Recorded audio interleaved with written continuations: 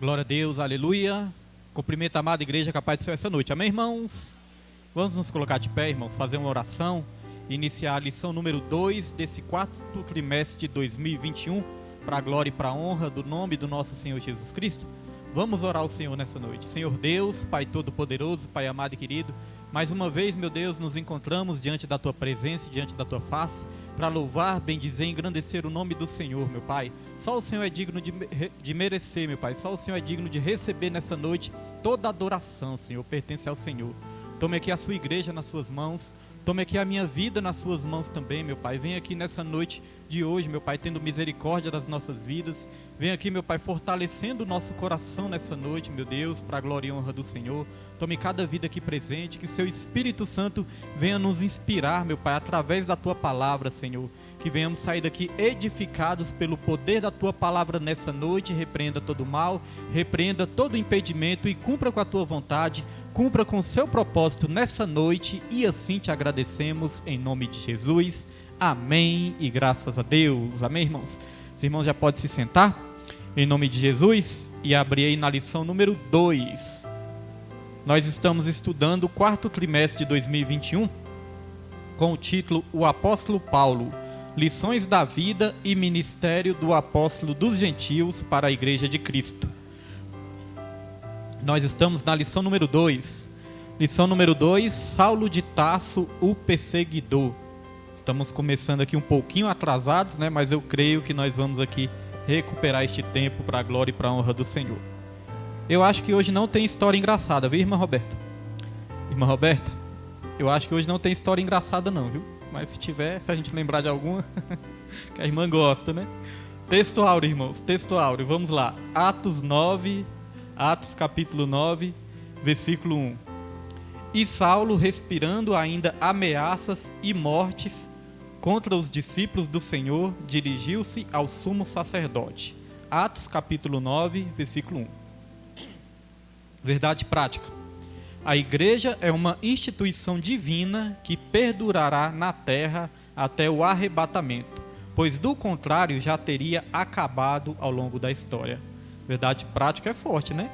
Diz aqui que a igreja é uma instituição divina e ela perdurará na terra até o arrebatamento, pois do contrário já teria acabado ao longo da história, né? Com tantas perseguições contra a igreja, quantos levantes contra a igreja, né? Se não fosse algo de Deus, realmente já teria acabado mesmo. Vamos lá para a leitura bíblica em classe. Leitura bíblica em classe está em 2 capítulos de Atos dos Apóstolos. Capítulo 8, versículo 1 ao 3. Capítulo 22, versículo 4 ao 5. 3 capítulos, na verdade, né? E capítulo 26, versículo 9 ao 11. O Pedro vai estar colocando e os irmãos acompanhem aí a leitura na revista em nome de Jesus. E também Saulo consentiu na morte dele, Estevão, e fez-se naquele dia uma grande perseguição contra a igreja que estava em Jerusalém. E todos foram dispersos pelas terras da Judéia e da Samaria, exceto os apóstolos. E uns varões piedosos foram enterrar Estevão e fizeram sobre ele grande pranto.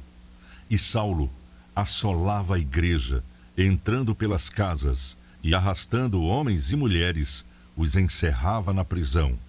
Perseguia este caminho até a morte, prendendo e metendo em prisões, tanto homens como mulheres. Como também o sumo sacerdote me é testemunha, e todo o conselho dos anciãos, e recebendo deles cartas para os irmãos, fui a Damasco, para trazer manietados para Jerusalém aqueles que ali estivessem, a fim de que fossem castigados. Bem tinha eu imaginado que contra o nome de Jesus, o Nazareno, devia eu praticar muitos atos. O que também fiz em Jerusalém.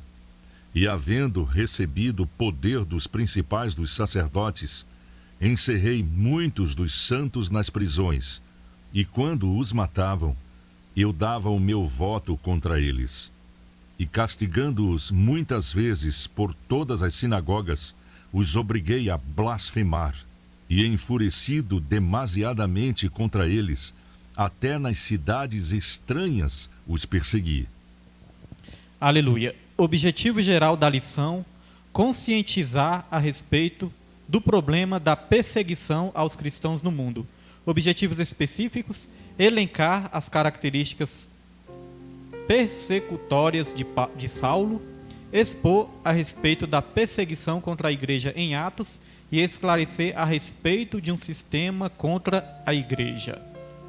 Mandar um alô para nossa irmã Raimunda, né? Hoje está aí na live. Que Deus abençoe acompanhando aí pela live também. E todos os irmãos que vão acompanhar também pela live aí. Que Deus vai abençoando a todos. Vamos lá para a introdução, irmãos. Introdução, acompanhem comigo, vai dizer assim: a história da expansão da igreja no livro de Atos mostra um fariseu zeloso, Saulo de Tarso. Este tinha prestígio religioso e cultural entre os judeus. Por isso, ele ganhou carta branca das autoridades religiosas para perseguir os seguidores de Jesus e assim tornar-se um implacável perseguidor da igreja de Cristo do primeiro século. É o que estudaremos nesta lição. Na lição passada, nós estudamos sobre o apóstolo Paulo, começamos a estudar sobre o apóstolo Paulo, o mundo do apóstolo Paulo, o mundo cultural, o mundo religioso do apóstolo Paulo também, as cidadanias dele. Então hoje nós vamos continuar esse estudo sobre a vida do apóstolo Paulo. E agora nós vamos estar estudando nessa lição, vai falar muito de perseguição, a perseguição contra a igreja do primeiro século, ou seja, a igreja primitiva. Então nessa lição eu vou estar trazendo aqui 2 esboços. Os irmãos que puderem anotar, ou se quiserem anotar depois, é só me pedir que está tudo anotadinho aqui. E é importante, os irmãos que gostam de pregar a palavra, dá até mesmo para montar uma pregação também através desse esboço. Aqui nós vamos aprender 7 segredos da igreja primitiva. 7 segredos ou 7 características da igreja primitiva. Porque a igreja primitiva foi uma igreja que marcou história, uma igreja bastante atuante, uma igreja ali onde se moveu muito nos dons espirituais, onde o Espírito Santo do Senhor usou tremendamente aquela igreja no primeiro século, e o evangelho começou a ser espalhado por todo o mundo. Então, 7 segredos da igreja primitiva, irmãos. O primeiro segredo da igreja primitiva é que ela dava prioridade ao Espírito Santo, O Espírito Santo tinha prioridade total. O livro de Atos se chama Atos dos Apóstolos, mas ele poderia se chamar também Atos do Espírito Santo através dos apóstolos, que o Espírito Santo ali que moveu, naquela época. O 2, primeiro, dava prioridade ao Espírito Santo. 2, a igreja primitiva, ela foi marcada também pela utilização dos dons espirituais. Foi uma igreja aí que utilizou bastante o recurso dos dons espirituais. 3, capacidade de enfrentar perseguições. A igreja primitiva também tinha uma capacidade extraordinária de enfrentar as perseguições. Número 4, convicção na ressurreição. A igreja primitiva tinha uma certeza de que Jesus estava vivo, E que Jesus está vivo até hoje. É a certeza que nós temos que ter também. Tópico 5, evangelismo atuante e dinâmico. A igreja primitiva também possuía um evangelismo atuante e dinâmico. Era marcada por isso. 6, uma vida de oração. A igreja primitiva possuía uma vida de oração. E 7, santificação pessoal e coletiva. Cada crente ali era separado para Deus, e toda igreja por completo se separava também, se santificava para o nosso Senhor Jesus. Então, 7 segredos aí que essa igreja foi bastante usada, está aí esses 7 segredos. Vamos lá para o tópico 1. Tópico 1 vai dizer: Saulo de Tarso, perseguidor implacável. E como nós estamos falando aqui de perseguição, nós já vamos aqui para a primeira referência que está lá em 2 Timóteo, capítulo 3, versículo 12. Pedro pode colocar. 2 Timóteo, capítulo 3, versículo 12. Olha o que a palavra vai dizer, irmãos. E também todos os que piamente querem viver em Cristo Jesus padecerão perseguições. Então isso aqui, irmãos, já é o que a palavra de Deus ensina. Todos que quiserem viver piamente, piedosamente, verdadeiramente em Jesus, pode se preparar, que vai vir perseguições. Às vezes não são perseguições físicas, como em alguns países aí, que as pessoas são mortas, as pessoas são espancadas, mas às vezes são perseguições espirituais, O diabo também age no mundo espiritual.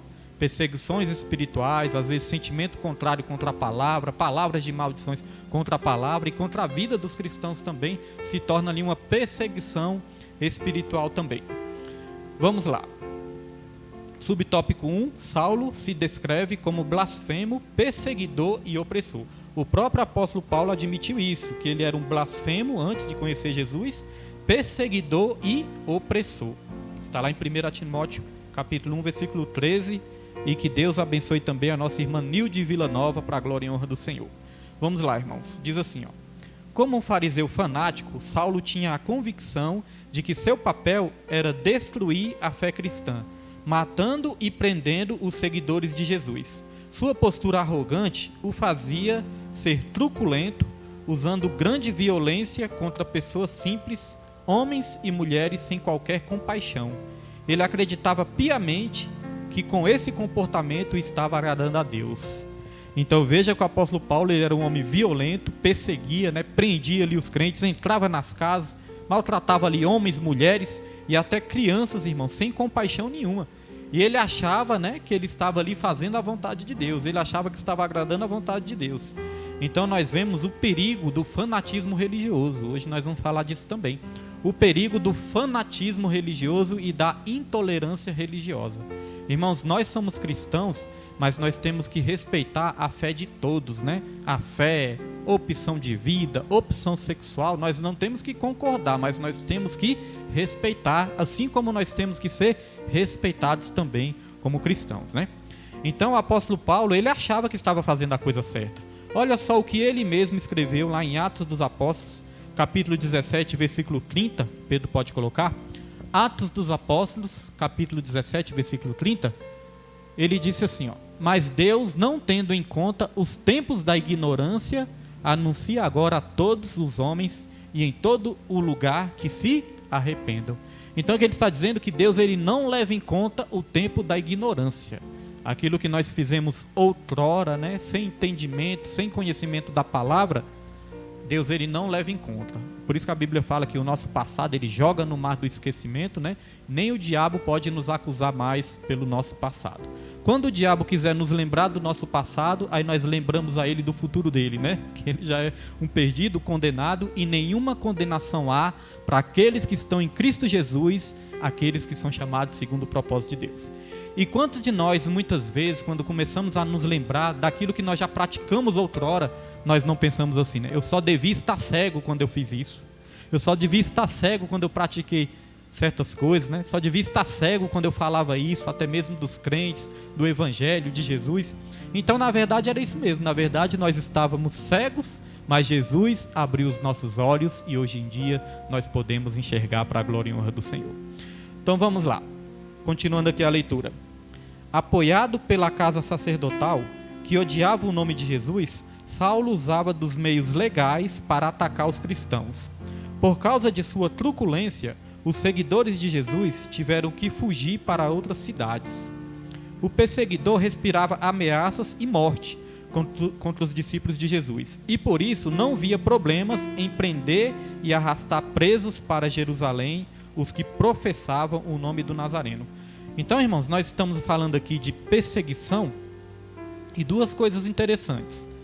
Da mesma maneira que Deus, ele usa a perseguição, o diabo também usa, Ou vice-versa.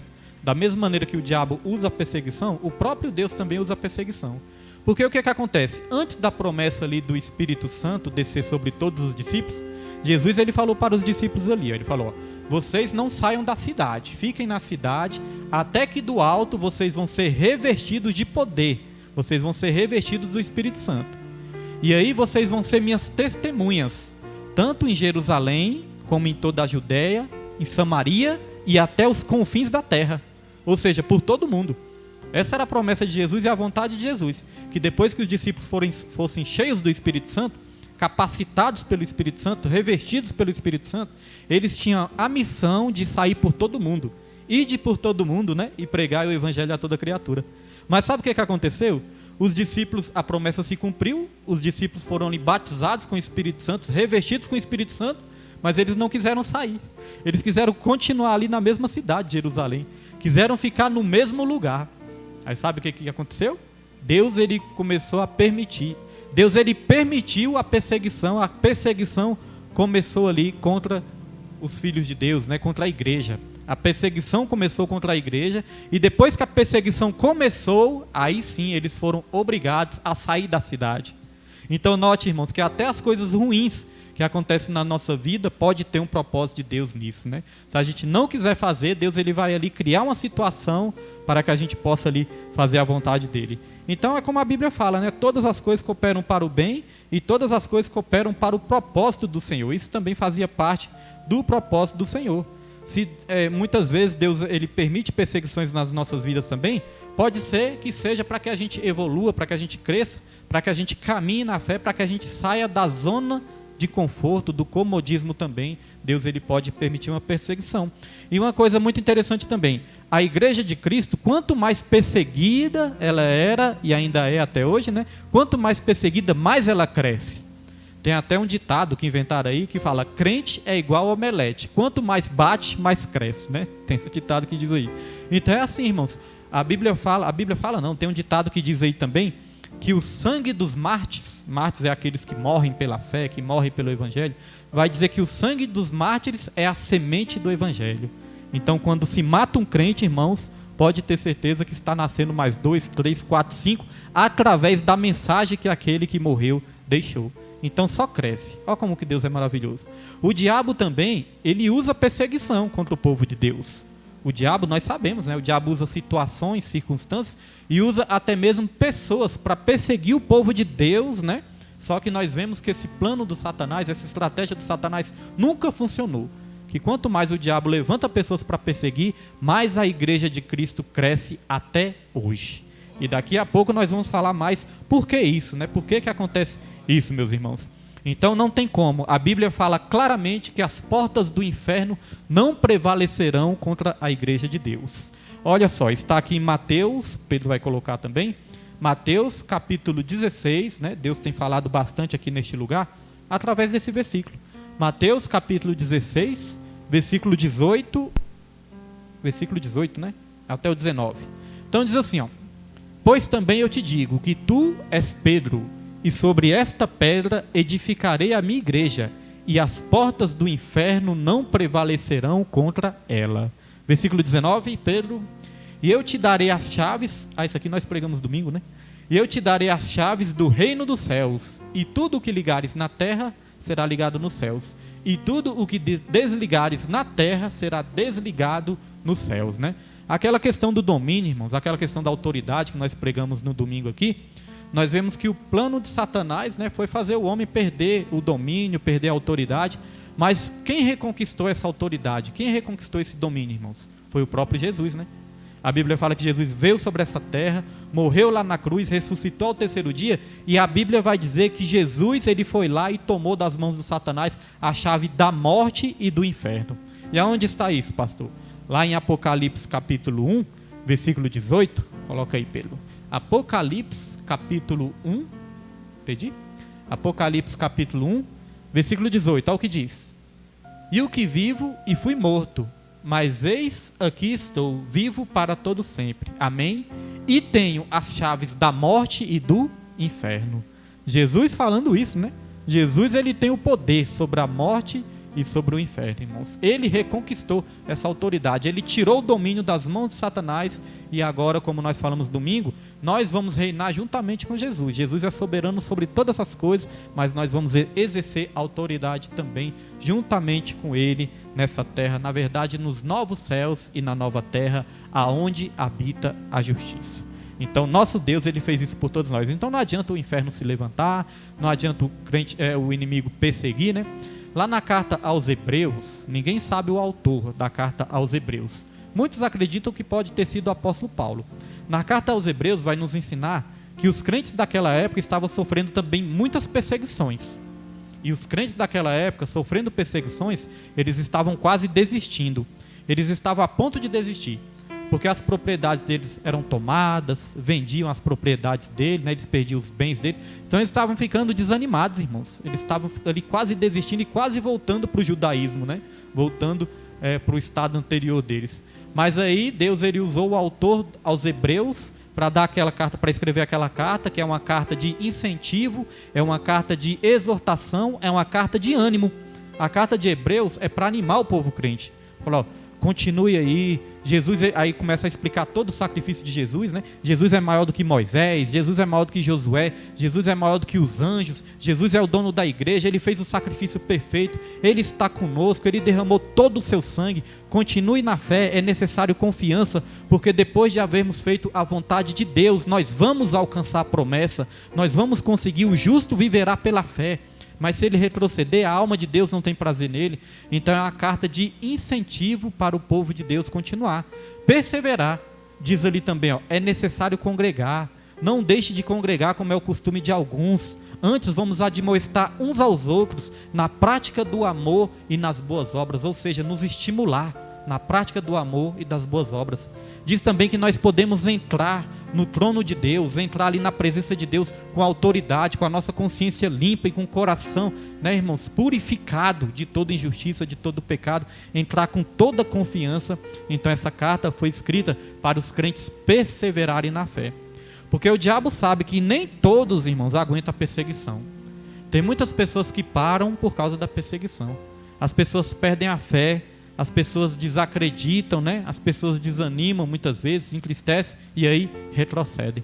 Só que a Bíblia fala, se retroceder, a alma de Deus não tem prazer, né? Porque a palavra de Deus é que nos garante a vitória, irmãos. Então o negócio, com perseguição ou sem perseguição, é nós perseverarmos até o fim, porque se Deus é por nós, vamos falar daqui a pouco, quem será contra nós, não é verdade?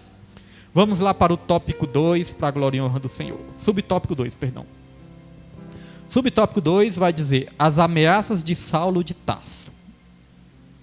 Algum irmão aqui já sofreu ameaça nessa caminhada? Já sofreu, irmã Rita? Já sofreu, presbítero? Ameaça? Eu me lembrei de uma história. Não é uma história engraçada, não. Ou é, sei lá. Irmãos, quando eu estava lá no Sol Nascente, tinha o bazar lá, né? Tinha um bazar. E tinha pessoas que chegavam naquele bazar lá, irmão, só para bagunçar mesmo, só para tribular, eram pessoas realmente enviadas, né, do inimigo. Aí teve certa vez lá que o rapaz chegou lá e maltratando os obreiros lá e tudo, né, aí eu tomei a frente lá. Irmão, quando eu tomei a frente, eu fui ameaçado de morte ali. Fui ameaçado, rapaz. Irmão Roberto, lembra? Lembra, irmão? Fui ameaçado. O rapaz falou, pera aí que eu vou voltar aí. Falou, de jeito. Aí então, pastor, ele é bandido, ele é bandido. Eu pensei, ele é bandido, mas eu sou filho de Deus, né? Eu vou orar. Eu não posso fazer nada, não vou ali entrar em briga corporal. Eu não posso fazer nada, né, contra as pessoas, mas eu posso orar. E aí esse senhor saiu de lá mesmo. Aí eu fui lá pro altar, eu lembro que eu fui lá pro altar e orei. Falei, Senhor, o Senhor é o dono da minha vida. É o Senhor que me deu a vida, é o Senhor que tira a minha vida. Eu coloco nas suas mãos, Senhor. Vai de encontro a essa vida, abençoe essa vida, né? Tire toda a maldade ali da mente, do coração. Vai de encontro a essa vida aí, Senhor. E nos dê aí o livramento que nós precisamos. Orei. Irmãos, nunca mais ele apareceu lá no bazar. Causou essa confusão lá, mas nunca mais apareceu.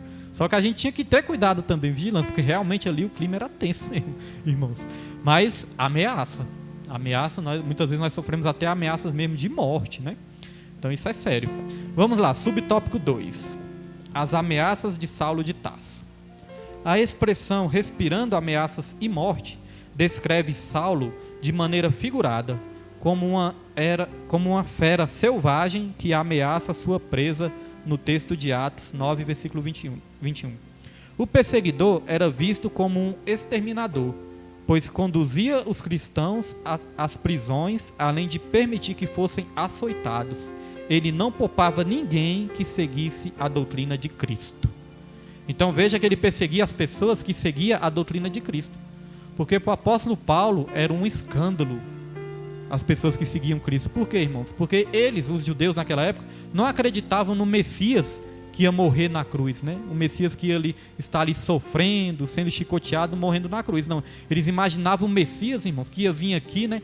Vencedor, com um cavalo branco, uma espada, né? Guerreando, vencendo tudo. E eles achavam que o Messias iria destituir o governo romano e que ele ia reinar ainda nessa terra naquela época. Então eles imaginavam o Messias assim, né? Onipotente, vencedor. É claro que o nosso Deus é onipotente, mas ele vai mostrar, né, toda a sua valentia, toda a sua coragem, toda a sua soberania, todo o seu poder é na glória. A Bíblia fala que Jesus ele vai voltar, né? Ele morreu como um cordeiro, mas ele vai voltar como o leão da tribo de Judá, irmãos.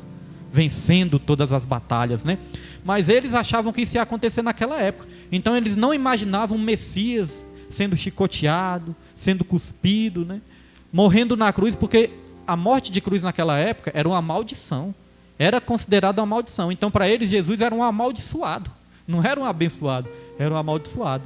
Então era um desaforo para eles, as pessoas que seguiam Jesus, e ali eles perseguiam com toda a violência. Mas como eu falei aqui, a palavra de Deus fala lá em Romanos 8, versículo 31, a palavra de Deus fala: se Deus é por nós, quem será contra nós? Mas o contrário também é verdadeiro, né, irmãos? E se Deus for contra nós? Porque a Bíblia fala que o pecado ele faz separação entre Deus e o homem, né? Entre o homem e Deus. Então Deus, ele é sim amor, mas nós não podemos abraçar apenas um atributo de Deus, falar só do amor de Deus. Nós temos que alertar o mundo também que Deus, além de amor, é fogo consumidor e é juiz também. Por enquanto nessa terra ele está como advogado, mas vai chegar um dia que ele vai vir como juiz para julgar toda a impiedade.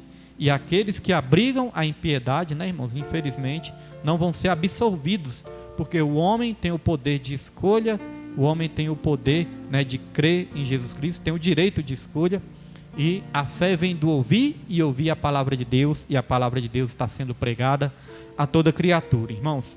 Então, é muito melhor, né, a decisão que nós tomamos de crer em Jesus, porque aí Deus, ele trabalha em favor daqueles que nele confiam, como diz a palavra do Senhor.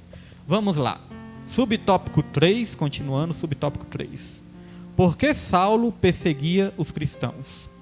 Os motivos que levaram Saulo a se tornar um perseguidor inclemente contra os seguidores de Cristo era o zelo destrutivo pela Torá e o suposto fato religioso de que Jesus talvez fosse um blasfemo. Então nós já lemos aqui que o Saulo ele tinha um zelo, né? Um zelo, como é que diz aqui? Um zelo destrutivo pela Torá. Então, irmãos, o que era a Torá? Vamos lembrar de novo? Eu acho que eu já me esqueci dos 5 primeiros livros. Pai do Senhor, irmão, tudo bom? Pai do Senhor. Ah, é um homem, né? É um senhor, né? É uma senhora? Tava de máscara, eu nem conheci direito. Eu acho que é o senhor que estava bebendo água aqui naquele dia, né? Não? Acho que era. Então, irmãos, a Torá, quem se lembra? Gênesis, me ajude aí. Êxodo, Levítico, Números e Deuteronômio. Os 5 livros, como é que é, irmão Roberto? É um nome difícil, né? É difícil. Então, irmãos, 5 primeiros livros, né? Os 5 primeiros livros ali. Os irmãos sabem quem é o autor dos 5 primeiros livros, segundo os estudos, né? Segundo os estudiosos. Os irmãos sabem quem escreveu os 5 primeiros livros?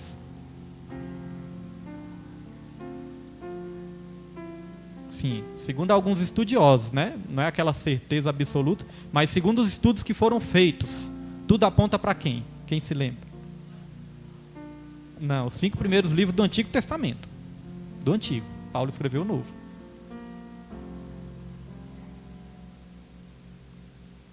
Moisés, irmãos. Moisés. Segundo os estudiosos, né? Que não é aquela certeza 100% absoluta, mas segundo os estudos apontam, porque a Bíblia não fala, mas apontam para Moisés, o escritor dos 5 primeiros livros. Outra curiosidade. Gênesis é o primeiro livro da Bíblia, né? Mas segundo os estudiosos também, Gênesis não foi o primeiro livro escrito. Segundo alguns estudiosos, o primeiro livro escrito foi Jó. Irmãos.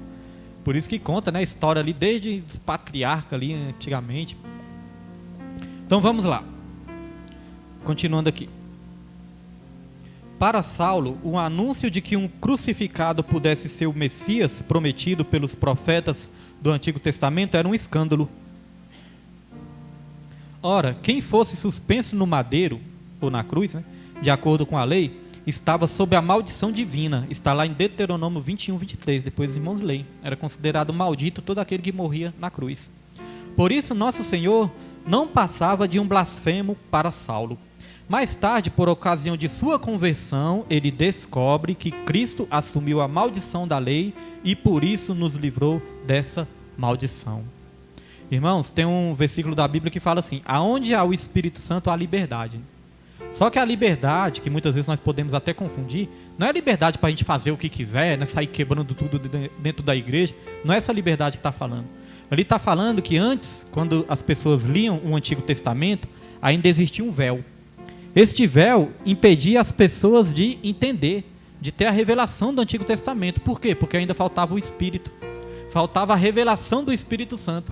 Então é como se as pessoas tivessem esse véu, as pessoas não enxergavam. As pessoas ainda estavam na cegueira espiritual quando liam o Antigo Testamento. É necessário o Espírito Santo para a gente entender as Escrituras. E aí a palavra de Deus vai dizer que aí veio o Espírito Santo, e aonde há o Espírito Santo, há liberdade. Liberdade de quê? Liberdade da cegueira espiritual. Não é liberdade para sair fazendo tudo, né? Então tem isso aí. Então o apóstolo Paulo também, ele era um fariseu zeloso, e ele era bastante estudioso da Bíblia, da Torá. Ele entendia muito das Escrituras. Só que ainda faltava a revelação do Espírito Santo, para revelar a ele que a Escritura apontava justamente para aquele que ele estava perseguindo, para Jesus. Então, o que nós podemos aplicar nas nossas vidas, irmãos? Nós temos que evitar dois extremos. Porque tem muitas pessoas de Deus, né? São pessoas de Deus, homens e mulheres de Deus, que às vezes caem nos extremos. Mesmo sendo homens e mulheres de Deus, nós corremos o risco de cair em dois extremos. O primeiro extremo é aquele cristão que só ora, né? Ora, jejua, consagra o tempo todo, desce monte, sobe monte, ora no quarto, ora no particular, ora o tempo todo, faz jejum, é bastante piedoso, é bastante fervoroso na oração, mas não quer saber de estudar as Escrituras, não quer saber do estudo, né? Não quer saber de aprender cada vez mais das Escrituras, e a Bíblia fala que o povo é destruído porque falta conhecimento. Então a pessoa que só ora, mas não estuda, é perigoso a pessoa se tornar um fanático. Assim como era o apóstolo Paulo, um fanático, né? Religioso. Então é perigoso a pessoa se tornar aquele fanatismo religioso. Ah, já viu as pessoas que vê demônio em tudo? Até quando fura um pneu, foi o demônio que furou o pneu. Não, irmãos, pneu do carro do crente também fura, né? Crente às vezes pode tropeçar num toco. Pode ser também, né? O livramento, tem várias, né? E tem coisas também, a Bíblia explica que nós somos espírito, alma e corpo. Tem coisas que são espirituais no mundo espiritual, mas tem coisas que são relativas a essa terra também, não é verdade, irmãos? Assim como nós somos espírito, alma e corpo. Por exemplo, se a gente tem uma dor de cabeça, é claro que a gente pode orar, pedir para Jesus curar, a gente tem toda a autoridade para isso. Mas a gente não pode também tomar um remédio? Deus não deixou a medicina? Deus não deu inteligência para os médicos? Aí certa vez meu tio era bastante assim, ele tinha muita fé, só que às vezes ele tinha esse zelo também assim, né? Aí meu tio falava, eu não tomo remédio. Uma vez ele estava com o dente doendo, irmãos, imagina a dor de dente. Ele estava com o dente doendo e falou, eu não tomo remédio não, tomar remédio é para quem não tem fé. Eu falei, não, isso é falta de entendimento, né, irmãos? Tem nada a ver, Deus deixou os médicos. O apóstolo Paulo foi cuidado pelo médico Lucas. E o médico Lucas escreveu o livro de Lucas, né? E escreveu Atos dos Apóstolos também. Então Deus não é contra os médicos, Deus não é contra os remédios. Deus usa os médicos, Deus usa o remédio, mas quem cura é Deus. Ele que dá a ciência, Ele que dá a sabedoria, irmãos. Então corre o risco da pessoa ser fanático. Aí vê demônio em tudo, né? Espiritualiza tudo, vê demônio em tudo. E não é assim. A Bíblia vai nos ensinar a ter um equilíbrio. Sermos pessoas equilibradas.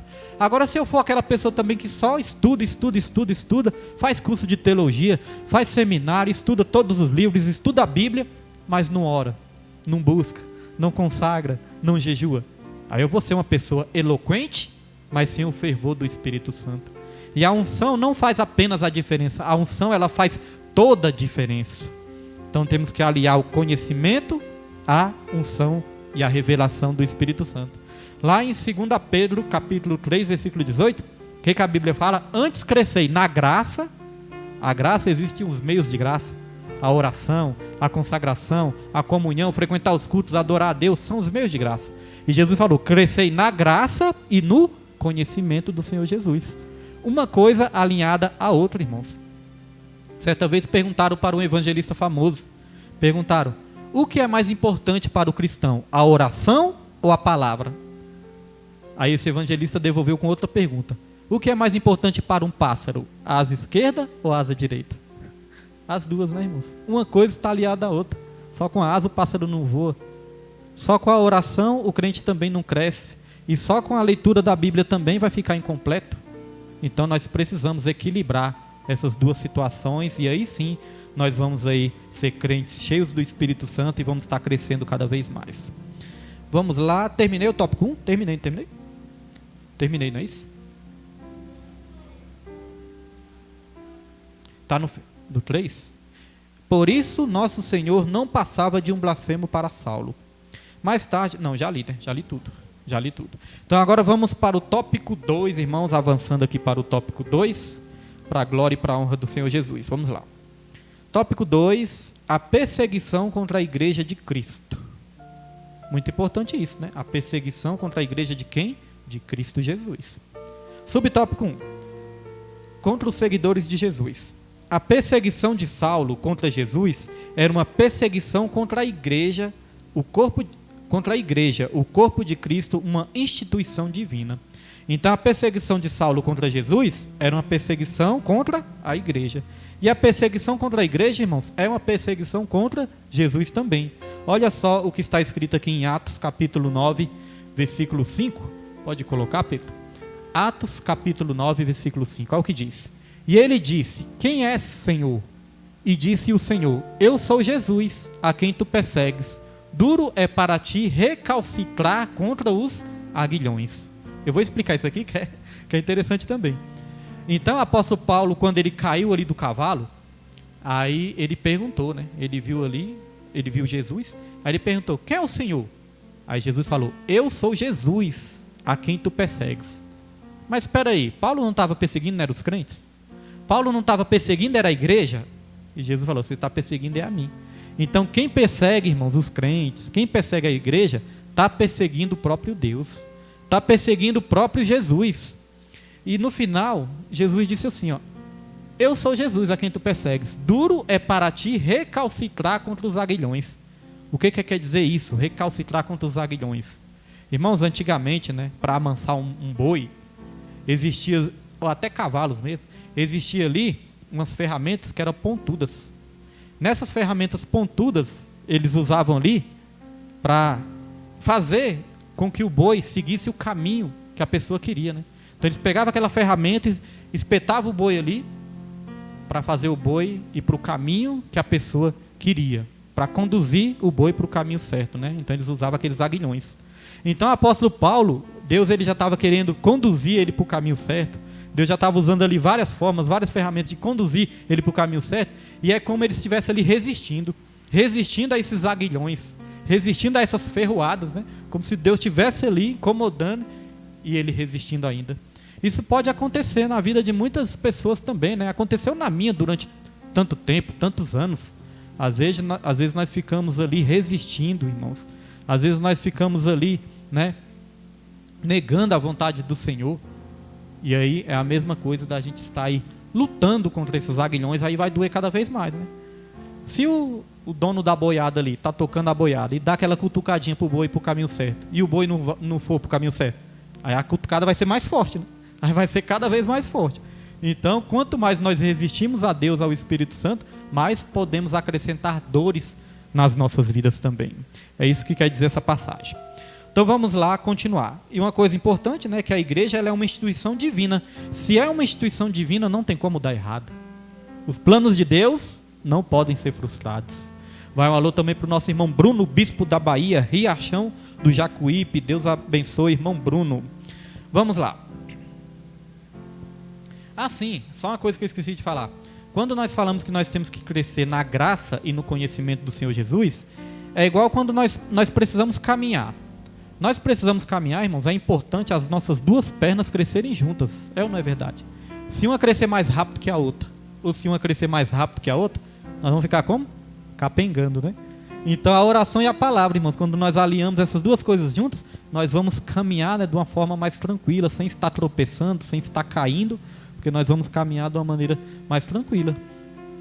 Hoje eu estava ali no meu serviço ali, quando eu comecei a ler um livro, comecei lendo lá em casa, eu comecei a me lembrar desse livro, como meu coração se encheu assim, que a gente sabe, né, que Deus está falando com a gente, justamente uma palavra que eu precisava ouvir hoje, eu li ali através de um livro bíblico, né, li ali, aí meu coração se encheu, é a hora que a gente agradece, Senhor, obrigado por o Senhor estar falando comigo, mesmo que seja uma correção, porque num livro, na palavra, tem a correção, mas a gente sabe que é Deus que está falando conosco e é para o nosso bem. A gente acaba agradecendo, né? Enchendo o nosso coração de gratidão.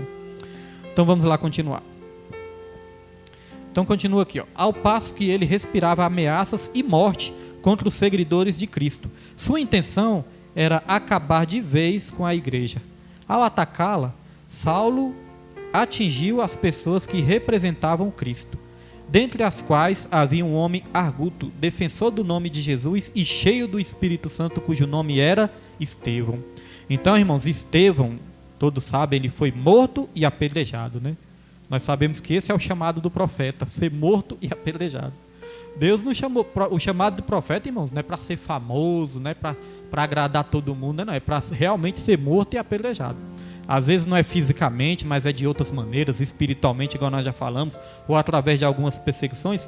Mas esse é o chamado do profeta que prega a palavra. Estevão pregou a palavra, odiaram Estevão, e foi isso que acabou acontecendo com Estevão. Estevão, ele foi o primeiro mártir. Mártir é aquele que morre pela causa, aquele que morre sem negar o nome de Jesus. Então vemos que Estevão morreu por isso. Jesus também morreu, né, irmãos, por fazer a obra de Deus, é ou não é verdade? Só que nós temos que diferenciar. Jesus, ele não é um Marte. Jesus, ele é um sacrifício vivo. Ele falou, ninguém tira a minha vida. Eu mesmo que a dou, para depois torná-la a pegar de volta. Eu dou a minha vida para depois torná-la a pegar de volta. Ninguém tira a minha vida. Então quer dizer, não foi o homem que matou Jesus, né? É claro que o homem ele tem a sua responsabilidade, mas foi Jesus que se entregou à morte. Isso é diferente também de suicídio, viu? Muitas pessoas falam, foi suicídio. Não, não foi suicídio, foi um sacrifício. Sacrifício vivo. Ele se auto-sacrificou por uma causa, né, de salvar toda a humanidade para cumprir o plano do Senhor, o plano de Deus. Certo dia eu estava pregando lá no meu irmão, até me lembrei disso, que eu tinha doado ali meio litro de sangue e fiquei fraco o dia todo. Fraco, aquela tontura, aquela sonolência, né? Dá um sono, porque nosso organismo precisa repor o sangue, né? E com isso dá sonolência, irmãos. E aí eu fiquei pensando, meu Deus, a gente doa meio litro de sangue e fica fraco desse jeito, né? Imagine Jesus. Jesus não doou só meio litro de sangue. Jesus, ele doou todo o seu sangue por toda a humanidade. Tem pessoas que têm dúvidas. Pastor, é pecado ser doador de sangue? Irmãos, eu entendo que não, porque o maior doador de sangue de todos os tempos foi Jesus, que doou todo o seu sangue para salvar vidas. E não foi para salvar só 1, 2, 3 vidas, foi para salvar toda a humanidade, todo aquele que crê nele, que crê nesse sacrifício. Jesus é maravilhoso por isso, né, irmãos? Então vamos lá, subtópico 2. Saulo de Tarso e Estevão. Olha a diferença, irmão. Saulo de Tarso também conhecia muito as escrituras, né? Estevão também conhecia. Saulo de Tarso, ele era também um eloquente pregador. Estevão também era. Mas agora nós vamos ver a diferença de um para o outro. Olha só. Diz aqui.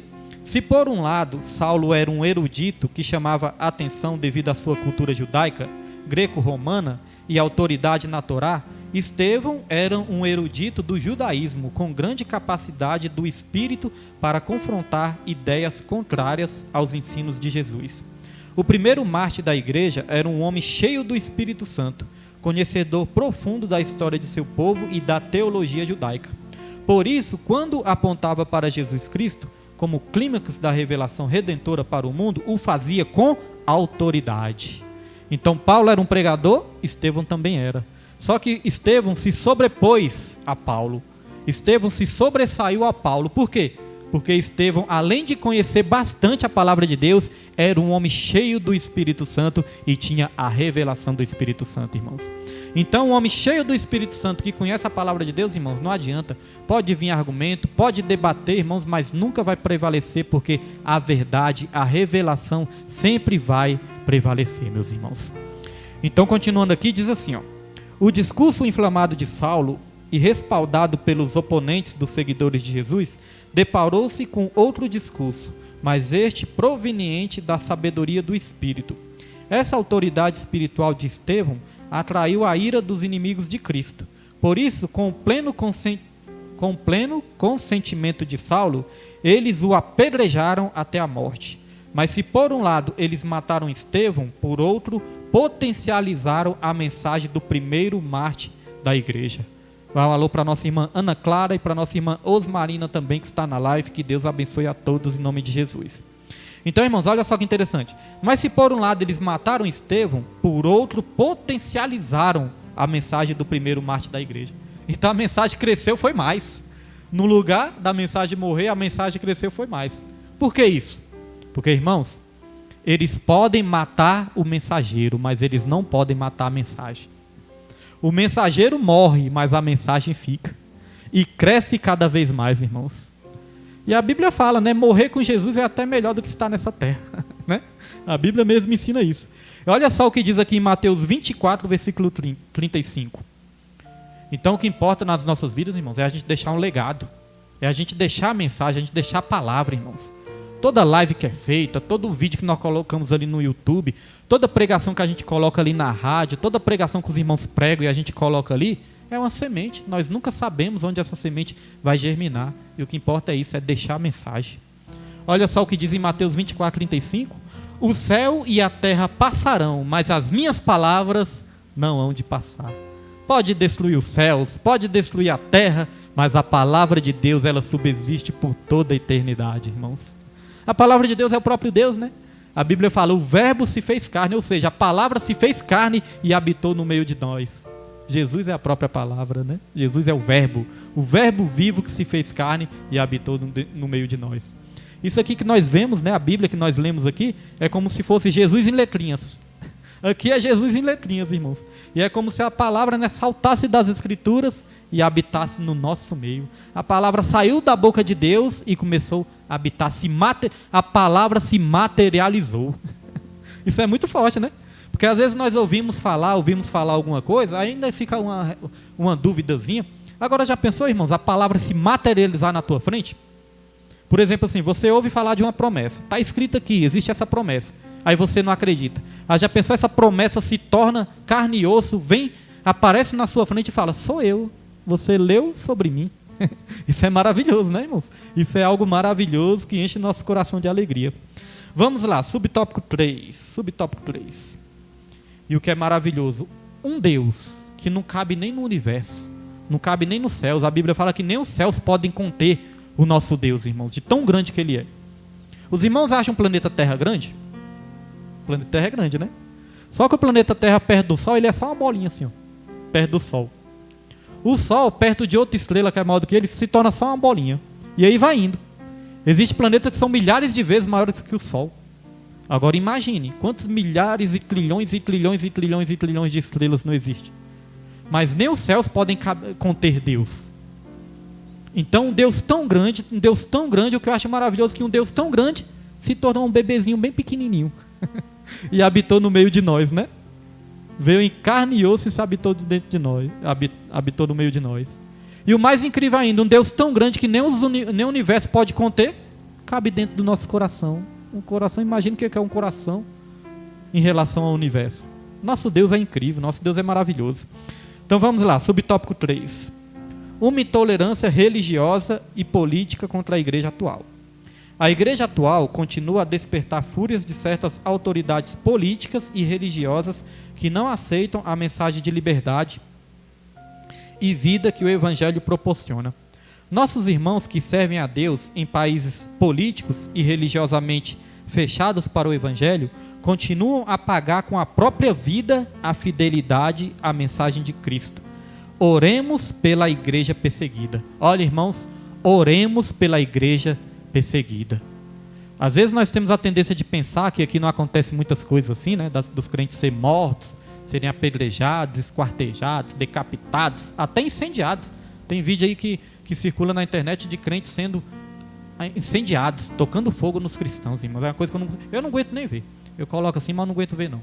Né? É importante a gente saber que acontece, mas eu realmente não aguento. Pessoas idosas, irmão, é uma coisa assim que realmente é difícil. Então o que é que acontece? A gente pode ter, né, a gente pode muitas vezes pensar, não, aqui não acontece muito isso, e a gente tem até a tendência de ficar desapercebido. Mas, irmãos, enquanto nós estamos aqui, né, graças a Deus, numa igreja, num lugar aconchegante, um lugar bonito, tem muitos cristãos aí que estão lendo a Bíblia escondidos, em porões, né, em florestas, escondidos. Na China, eles lêem a Bíblia escondido. Olha, aqueles folhetinhos que eu coloco ali, ó, os irmãos sempre vêm eu colocando aqueles folhetinhos ali, fala justamente dos cristãos perseguidos.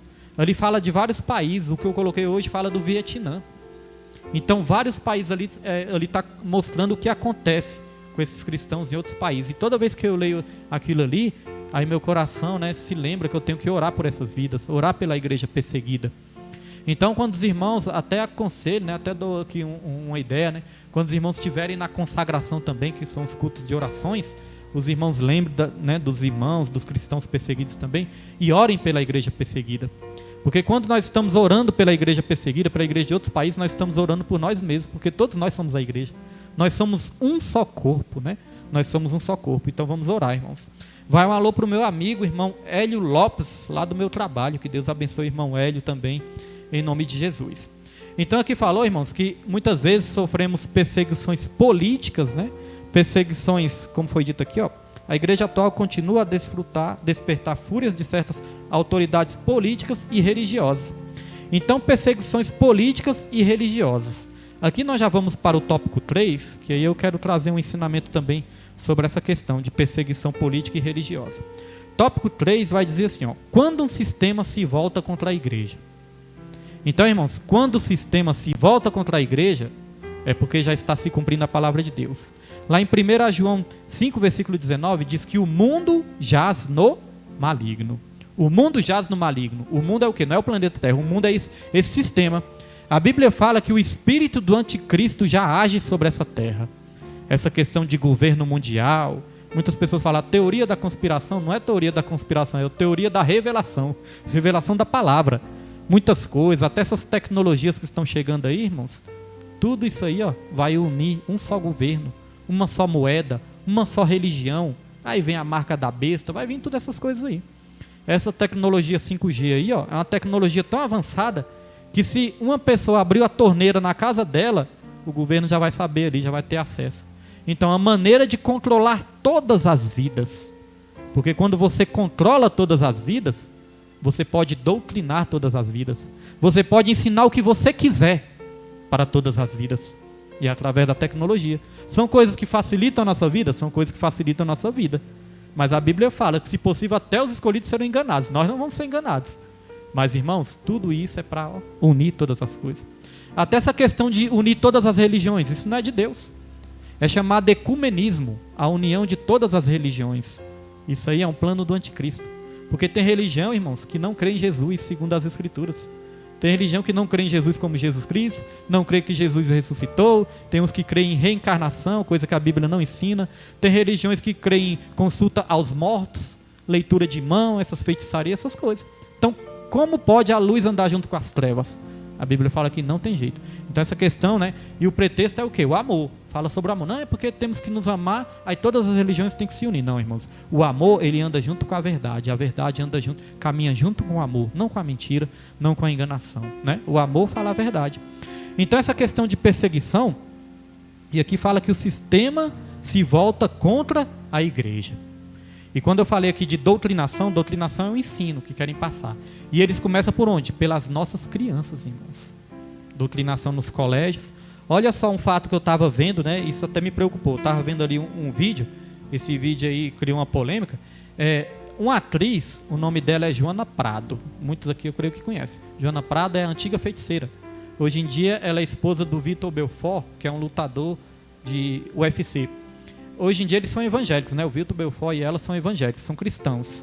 Então ela foi, irmãos, lá nos Estados Unidos, ela chegou lá num estabelecimento, é uma cidade do interior, não me recordo o nome. Ela chegou num estabelecimento, e os irmãos até me perdoem se não foi nos Estados Unidos, depois eu vou conferir, tá bom, irmãos, para não ter erro.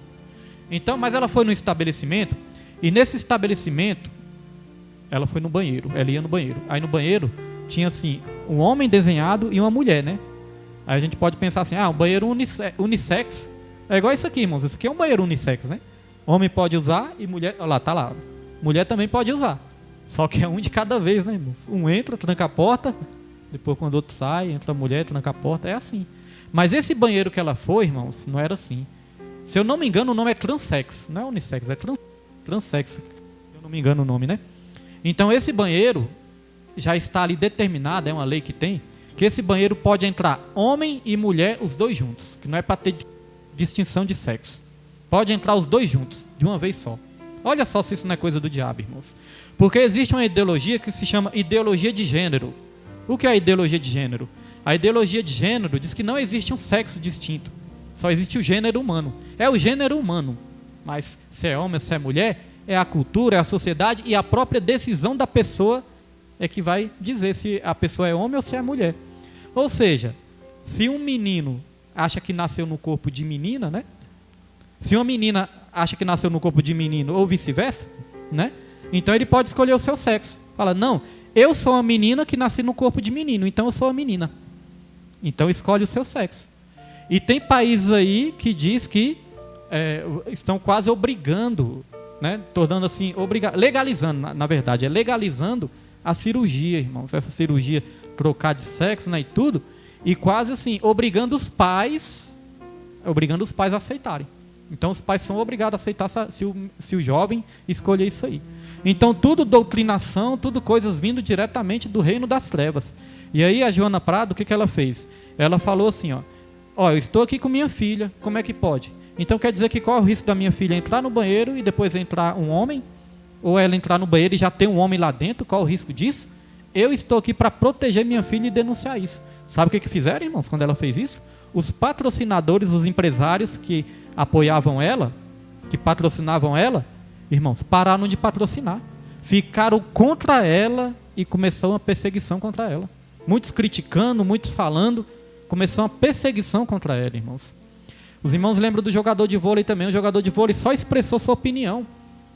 Fizeram um desenho animado aí que o seu super-homem, né, é homossexual e ele beija, né, outro homem. Aí o jogador de vôlei expressou sua opinião, porque nós temos liberdade de expressão nessa terra. Aí o jogador de vôlei falou assim, é só um desenho, né? Tá bom. Continue assim que vocês vão ver onde nós vamos parar. Só falou isso. Irmãos, começaram a perseguir esse jogador, ele perdeu o emprego, perdeu patrocinadores e perdeu o emprego.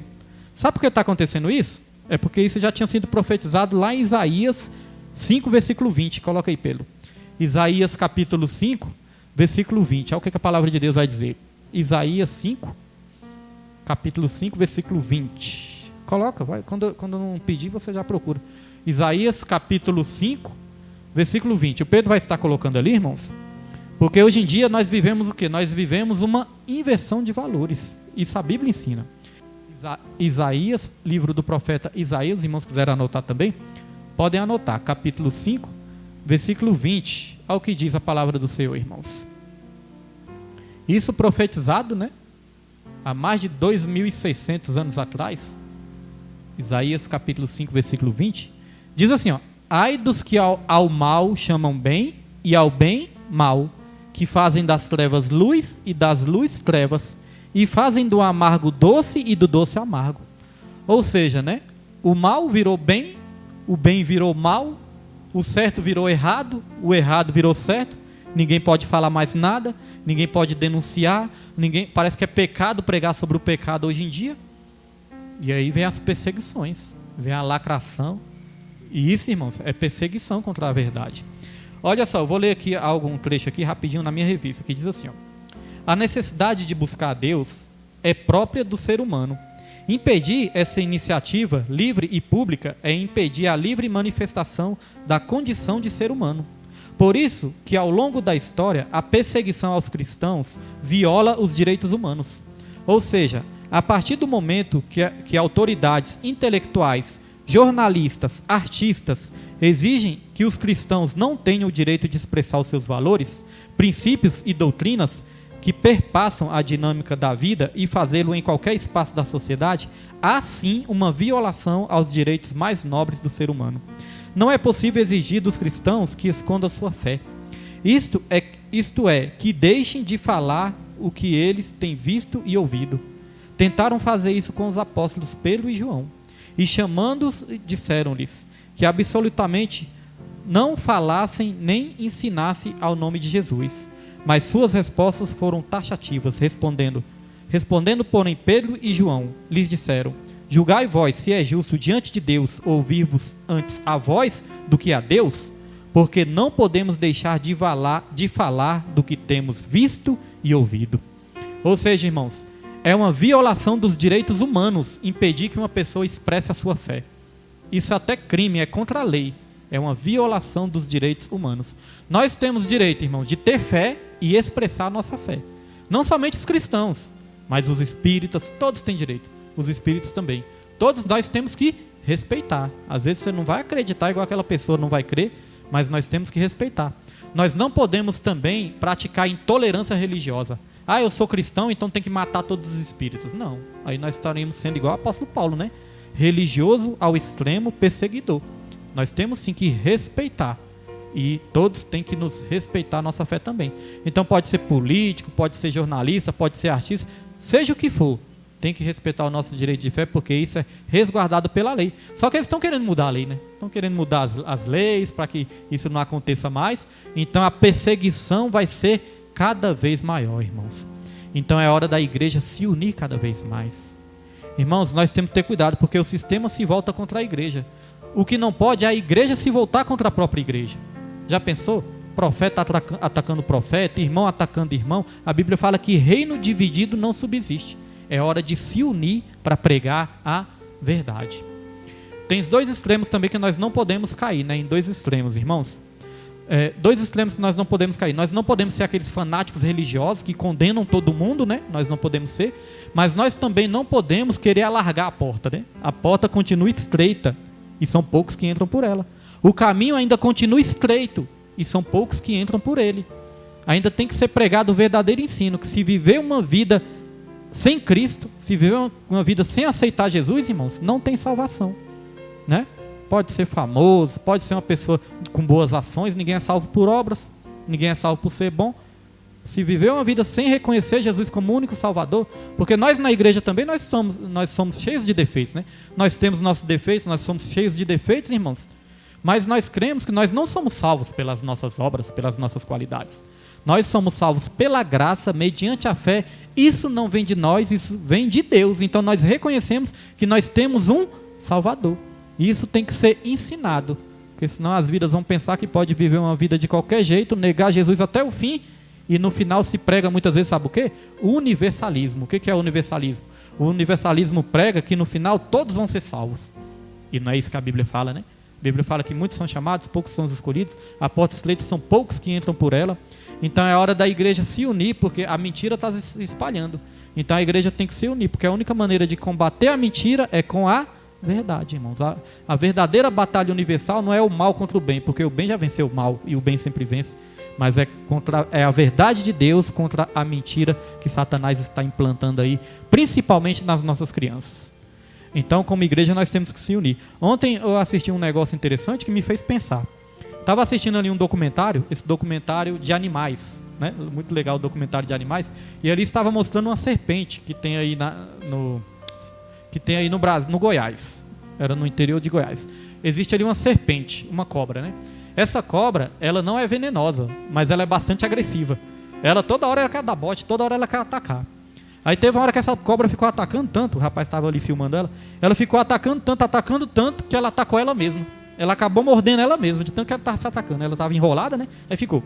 Aí teve uma hora, irmãos, que ela mordeu ela mesma. Aí o repórter falou, olha só, ela atacou tanto que mordeu ela mesma. Sabia que é isso que pode acontecer com a igreja também? Irmãos, se a gente passar a maioria do nosso tempo nos atacando, nós vamos nos ferir a nós mesmos. Vamos acabar nos machucando a nós mesmos, né? Porque nós somos um corpo. Se a gente fere o irmão, nós estamos sendo feridos também. Se o irmão me fere, o irmão está sendo ferido. Então é hora da gente, né, refletir sobre essa situação, se unir, pregar o evangelho, pregar o amor, mas também alertar, né, irmãos, que não pode viver uma vida sem Cristo, para que as pessoas tenham um ensinamento correto para a glória e para a honra do Senhor. Então vamos aqui, para nós encerrarmos, eu vou ler direto, né, e aí nós vamos já estar encerrando aqui. Diz assim, ó: Saulo de Tarso liderou uma perseguição contínua e violenta. Ele prendia os primeiros cristãos, mandava açoitá-los e não havia escrúpulos, mesmo com mulheres e crianças. Sobremaneira, perseguia a igreja de Deus e a devastava.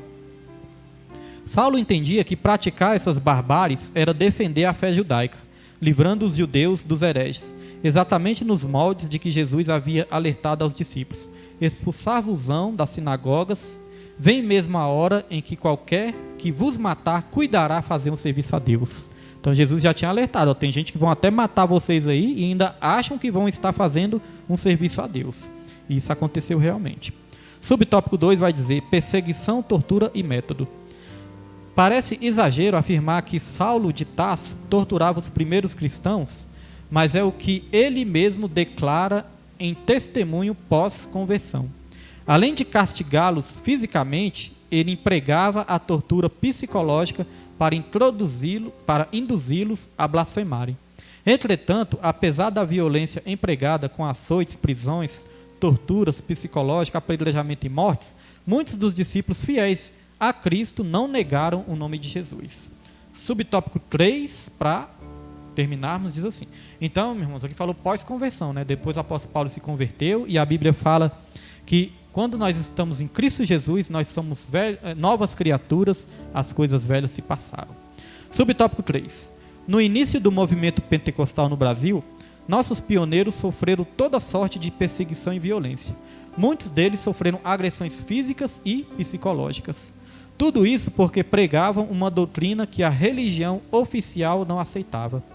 O que dizer de Daniel Berg e Gunnar Wingre, os primeiros pastores dos primórdios das Assembleias de Deus no Brasil, e tantos outros irmãos perseguidos nesses rincões brasileiros? Ao olhar para o passado, devemos enxergar o presente e conscientizar-se de que a obra pentecostal custou alto preço. Então, irmãos, aqui nos ensina, né, a nós valorizarmos pessoas que vieram antes de nós, nossos antepassados, nossos ancestrais, e até mesmo os anciões da igreja, né, pessoas mais velhas, de mais idades na igreja também, que já sofreram mais pelo evangelho, que já fizeram mais pelo evangelho também.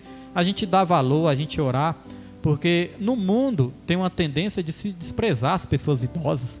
Às vezes até que coloca no asilo, despreza, pensa que não serve para nada, né? Mas quantas coisas boas essa pessoa já não fez?